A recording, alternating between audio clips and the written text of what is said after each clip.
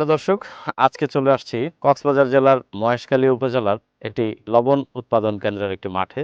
আপনাদেরকে আজকে কিভাবে লবণ উৎপাদন করা হয় সে বিষয়ে দেখাবো।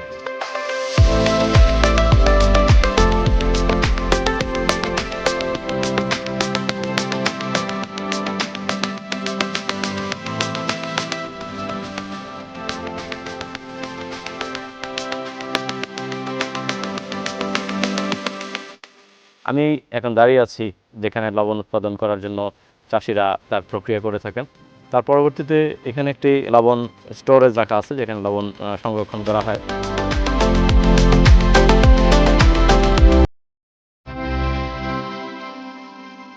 আজকে এখানে চাষিদের সাথে কথা বলে যতটুকু দেখলাম, লবণ চাষিদের একটাই আক্ষেপ, বাংলাদেশে যে পরিমাণে লবণ উৎপাদন হয় যথেষ্ট পরিমাণে আমাদের দেশের জনগণের চাহিদা মেটাতে সক্ষম।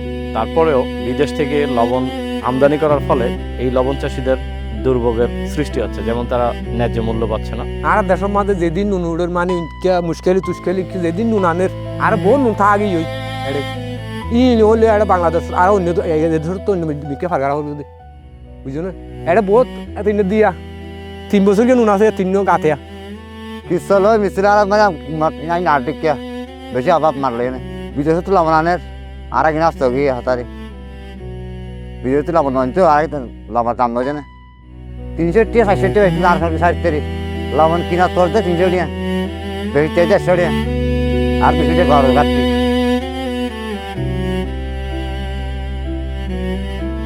দৈনিক হাজিরা ভিত্তিক যে কাজ করার শ্রমিক মূল্য, সেই শ্রমিক মূল্যটাই পাচ্ছে না, আর তারা যে উৎপাদন করতেছে সেটা তো রয়েই গেছে। লবণের দাম তো কম দে আর শাশি আর মুরগের গই লবণ খেয়া ঘরের খেয়া নগরের মাঠের কাজ করবার তো লবণের দাম বাড়তে হলে বেকো জমিদারও খুশি মানে ঘরে হইও খুশি। এখন লবণের দামই মনে করো 200 টাকা লোক বন্যায় যাবে 8 টাকা আর লবণ শাক মাসি করেন না। লবণ চাষীদের একটাই দাবি, সরকার যেন এই কুটির শিল্পের যে লবণ চাষ তার উপরে বিশেষ দৃষ্টি রাখেন, যাতে করে তাদের জীবনমান আরো সুন্দরভাবে পরিচালনা করতে পারে। বিদায় নিচ্ছি কক্সবাজার মহেশখালীর লবণপল্লী থেকে।